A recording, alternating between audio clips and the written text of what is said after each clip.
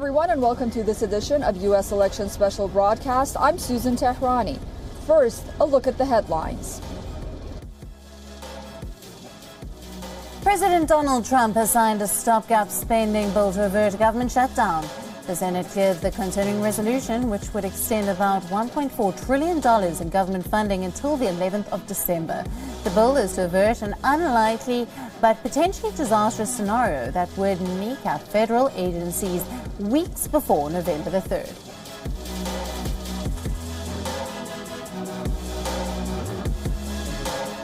In a new historic domestic policy, the Trump administration intends to accept only 15,000 refugees this fiscal year. The administration has informed Congress about the plan. Since coming into office in 2017, the Trump administration has increasingly slashed the annual refugee cap, which determines how many citizens may enter the United States.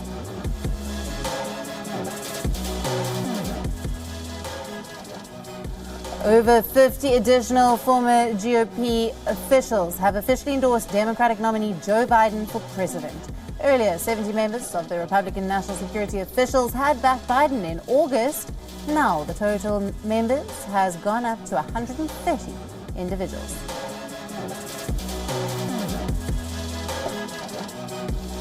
In a Senate hearing, former FBI Director James Comey sought to defend the Bureau's efforts to investigate Trump's ties to Russia. Comey had approved the launch of the FBI's investigation into Russian interference in the 2016 election. Now, the Republican senators looking to tie him directly to some of the investigation's mistakes.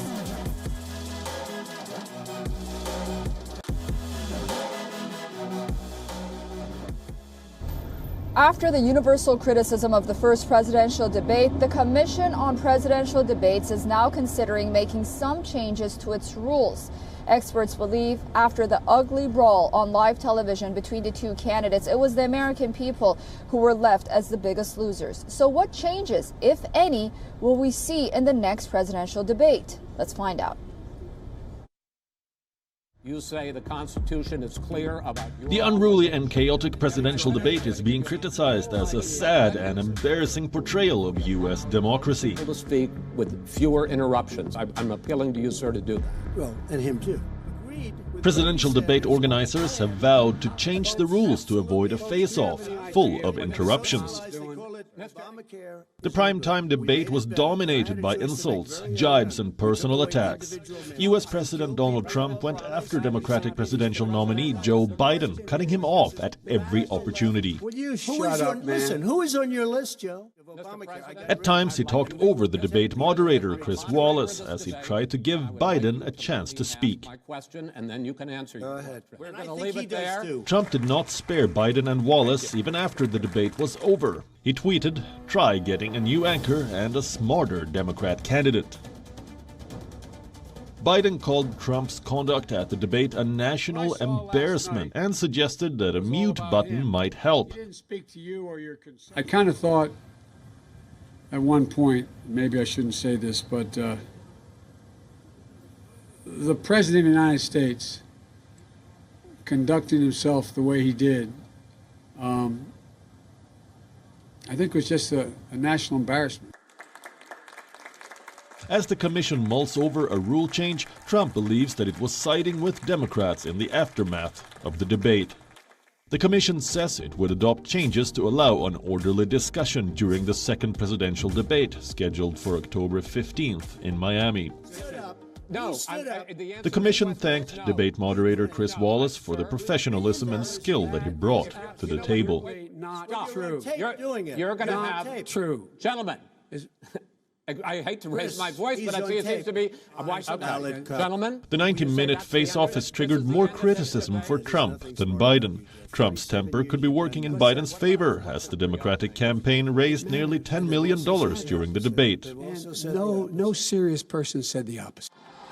At a time when the election campaign is in its most crucial stretch, Democrats hold a comfortable financial lead over Republicans.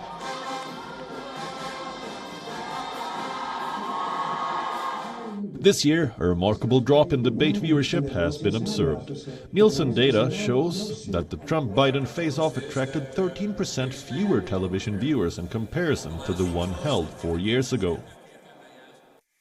A little more than 73 million people tuned into the debate across 16 networks. In the previous election, 84 million people had tuned in to witness the first presidential debate between Donald Trump and Hillary Clinton. That viewership broke all records as it was the highest in 60 years. The Trump and Biden face-off was streamed live on various social media platforms, including Twitter and YouTube. The data does not give a clear picture of online viewing of the debate, which has increased in the last few years. Despite a decrease in numbers, the debate is the second most watched event this year, after the Super Bowl, which has about 100 million viewers. Here we go. The race to the White House is getting more competitive by the day. The Commission on Presidential Debates mulls over new ground rules. Will it be enough to maintain the decorum of presidential debates? We will be watching. U.S. Election Desk, WION. World is one. He's a racist and he's xenophobic. The debate turned out to be a distressful experience for supporters of both candidates. People called it a circus, disrespectful, and disappointing. So who do voters and viewers think won the debate? Let's find out.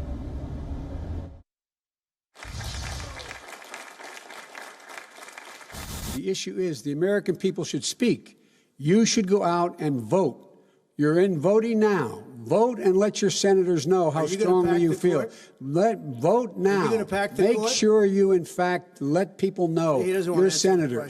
I'm not going to answer the question because the question is radical left. Will you shut up, man? Honestly, this is a very painful response. I don't think either of them won. This is terrible all around. This was very upsetting to watch, that this is the best representation for our country right now. It's very sad. It was a circus. It was just like, oh my goodness, because, you know, you just got to weigh between the two. But last night was just like, change the channel. Yeah. It was been very cool and calm and keeping his composure, where I think Trump almost tries to bully him a little bit and start to call him names and kind of sounds really childish. To me, that was disrespectful to say that to the President of the United States, to tell him to shut up, and then to say that he was a clown and all this other stuff. Donald Trump, I don't believe, called him any names, as I recall. I thought Joe held up very well. I think he tried to stay focused on the issues and answer questions directly. But every opportunity the president had to interrupt him, he took it and just tried to sidetrack the whole process last night. And again, I think it was very disappointing for American democracy and the country as a whole. It was embarrassing, to be honest with you. I don't think I can say that either or won. I think that it was a twister. It was a wild ride. It went right. It went left. There was a lot going on. There was a lot of interruption. The choice of words, like I said, the choice of words were very peculiar, strange. Stand by. People might, Trump supporters might say he just made a mistake. He just worded something wrong. Some people might be like, that's what he really believes. That's some people that's on his side. So just that whole debacle, it didn't make too much sense, really. 200,000 people that are no longer here. 200,000 people that have died because of his lack of capacity, because of his lack of leadership.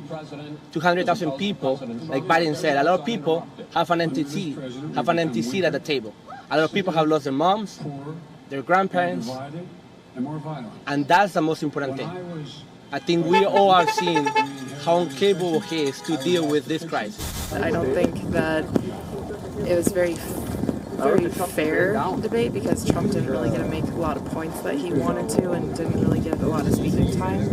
The debate last night was just a giant cluster. It ain't set up right. Just one day after fighting for attention in a nearly audience-free debate hall, U.S. President Donald Trump is back in his comfort zone, greeted by a cheering crowd of supporters in the state of Minnesota.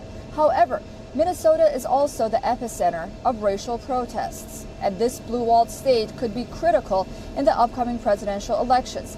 So what will be the verdict of Minnesota? Let's find out.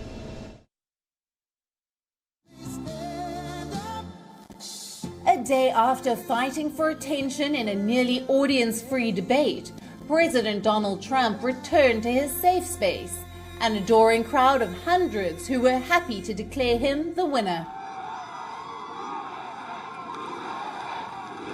Trump visited Minnesota less than 24 hours after the first debate, first for a fundraiser outside of Minneapolis, and then a campaign rally in Duluth's Hangar Airport. Unlike the previous night, where he was criticized for his belligerence on the debate stage, the Minnesota campaign marked a return to his rallies, where he receives little pushback and tons of applause and feeds off the energy of his base. Donald Trump kicked off the event by bragging about what he called as the highest TV ratings for any show in the history of cable television, without any evidence. The verdict is in, and they say that we, all of us, won big last night. And I don't know, did you hear about this? In the history of cable television, had the highest ratings of any show in the history of cable television. And it had the second highest ratings of overall television in the history of television. Does anybody know what was first? Like MASH or something, I guess? MASH? No, they had the final episode of MASH. And I don't know what was first. Does anybody know? But we were second in the history of all of television, but the biggest ratings in the history of cable television. It's an honor. The previous night, Trump spent the bulk of his time interrupting and interjecting as Biden and moderator Chris Wallace spoke. U.S. presidential debate organizers have now vowed to change the rules to rein in unruly behavior. But Donald Trump addressed his supporters in Duluth with a remarkably different narrative. Last night I did what the corrupt media has refused to do. I held Joe Biden accountable for his 47 years of lies, 47 years of betrayal, and 47 years of failure. I held Joe accountable for shipping your jobs and dreams abroad and for bowing to the violent mob at home. Can you imagine these people, the way they take over these Democrat cities? I don't even believe it.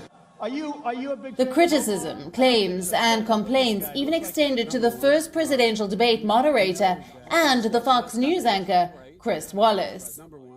The whole nation saw the truth. Did you see last night? Name one.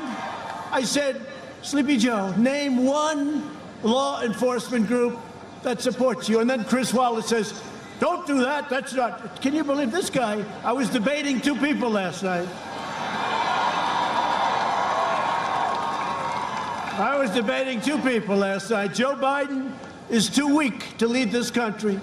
You know, Biden lost badly when his supporters are saying he should cancel the rest of the debates. Now I understand he's canceling the debates. Let's see what happens. I think that's not going to be a good move. I don't think that's going to be a good move. I don't think television with those ratings are never going to let him cancel. You don't know television like that. What are they going to do? You know, someday we're not going to be doing this anymore. What are they going to do without Trump? What are they going to do? Oh, those poor people. Look at all of them. Whoa. And my heart's also with Trump's campaign advisors, allies, and even the president himself have long viewed Minnesota in 2020 as a potential toss-up, thanks to Trump's support among rural, white, and non-college educated voters. However, the last time the state went for a Republican presidential candidate was in 1972, when President Richard Nixon won a second term.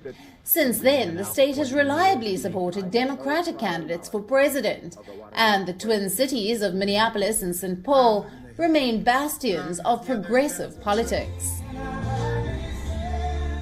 And the major city of Minnesota, Minneapolis, is also the heart of the nationwide call for racial justice. The city, which woke up the entire country to the reality of systemic racism in 2020 after George Floyd's killing. The city became the epicenter of the Black Lives protest movement, which eventually took over the country and beyond. With the stark opposite political climate, In a divided Midwestern state, Minnesota will be a crucial state in the upcoming battle of the ballot. U.S. Election Desk, WION World is One. The already controversial first presidential debate has unleashed a new set of controversies for U.S. President Donald Trump. His denial to openly condemn the far-right extremist group Proud Boys has got many people worried. Content regarding that group is on the rise on Facebook. However, Republicans find it very hard to justify the president. Here's a report. Are you willing tonight to condemn white supremacists and militia groups and to say that they need to stand down and not add to the violence of Proud militia? Boys, stand back and stand by. But I'll tell you what, somebody's got to do something about Antifa and the left, because this is not a right-wing problem. This is a left-wing. I don't know who the Proud Boys are. I mean, you'll have to give me a definition, because I really don't know who they are. I can only say they have to stand down, let law enforcement do their work. First, he refused to explicitly condemn them, then he refused to acknowledge them. Radical liberal. U.S. President Donald Trump's contradictory statements have brought the world's attention to the Proud Boys. The group was established in 2016 by a Canadian-British right-wing activist. USA! Yeah, baby! The Proud Boys describe themselves as a male-only club of Western chauvinists. Have I said you're a white supremacist? They say they refuse to apologize for creating the modern world. United States of America! In 2018, an American non-profit organization specializing in civil rights labeled the Proud Boys a hate group. In 2019, 2 members of the group were sentenced to 4 years in prison for their role in a violent brawl with anti-fascist protesters. What did I do? You're under arrest! The group has violently clashed with Black Lives Matter protesters. Proud Boys usually wear black and yellow polo shirts and body armor to protests.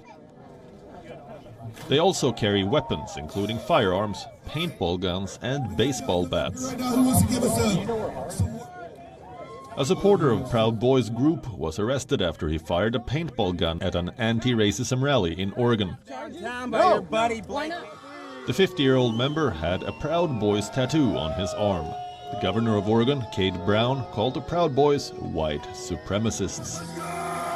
Advocates who monitor extremism slammed the Proud Boys for their misogynistic, anti-Muslim and anti-immigration rhetoric.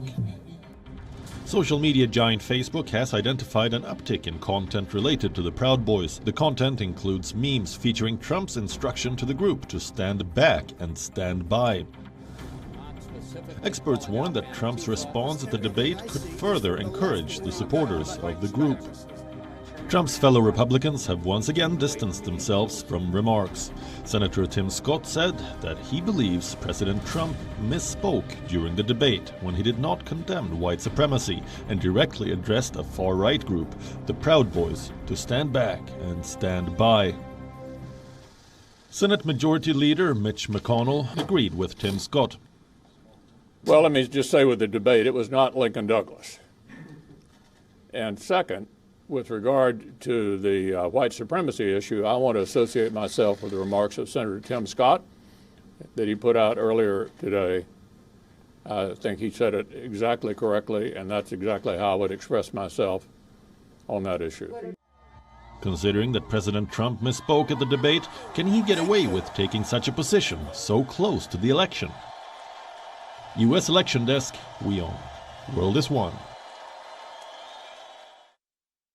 Meanwhile, Joe Biden takes his campaign trail, or campaign train, to Pennsylvania and Ohio. The 2 states flipped from Obama to Trump in 2016. So will the former vice president be able to garner the support of these 2 Midwestern states in November? Let's find out. In one of the most vigorous days of campaigning in months, the former Vice President Joe Biden embarked on an old-fashioned train tour. An attempt to directly appeal to the blue-collar white American voters in the industrial Midwest, the region which powered Donald Trump's victory in 2016. The 10-hour train trip had 8 stops in eastern Ohio and western Pennsylvania, where Joe Biden faces a steep challenge in his bid to win in the election in November. Look, this is not a partisan moment. This is an American moment. And I mean that seriously. Think about it. We have a chance to put the anger and division has overtaken this country behind us. We can be what we are at our best. One people, one America. We just need to remember who in God's name we are. Ohio, a sizable and organized pro-Trump contingent, showed up with loud protests for Mr. Biden, and part of the state's often seen blanketed in Trump yard signs. But the city of Cleveland had signs of a radically different environment for Donald Trump. Joe Biden is polling neck to neck with the president in Ohio, but many Democrats continue to view the state as an unstable and undecided region.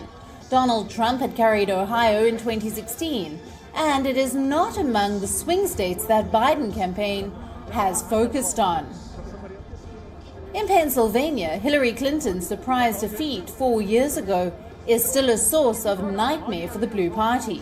The Democrats are still wary of believing the polls that showed Biden to be ahead with a stable lead. Donald Trump, who had won Pennsylvania by less than 1 percentage point in 2016, is underperforming with the same voters now. And Joe Biden has a chance to cut further into his margins. And Joe Biden took the opportunity. An entitled, self-serving president who inherited everything in his life and squandered it. A president who calls his own supporters, according to some staff members, his own supporters, disgusting. Who thinks that folks who put their lives on the line for our country in the military are losers and suckers. It's despicable. I've dealt with guys like Trump my whole life. The guys who might let you park the cars at their country club, pick up a few bucks, but even if you had the money, wouldn't let you join that country club because of your religion or because of your background. Guys who stiff contractors, building their hotels and their golf courses, just to put a few more bucks in their pocket and seem to take some joy in it. Guys who think the rules don't apply to them. Guys who make tens of millions of dollars and pay $750 in federal taxes in a year. Donald Trump sees things from Park Avenue. I see him from where I grew up in Scranton and Claymont. After months of maintaining a limited travel schedule amid the pandemic, Joe Biden met a few Ohio voters aboard his chartered Amtrak train. Mr. Biden began his train tour with a speech at Cleveland's Amtrak station, where he was introduced by a teacher whose husband works in a plant that closed last year. Last night's debate in this election is supposed to be about you, Tiffany. About you and all the people I grew up with in Scranton and people in Youngstown and Claymont, Delaware, and all the people who make a difference. You know, does any president, does your president understand at all what you're going through, what so many other people are going through? Remember what he said? You said it, Tiffany. He said, don't move. Don't sell your house because no Ohio factory will shut down in Donald Trump's America.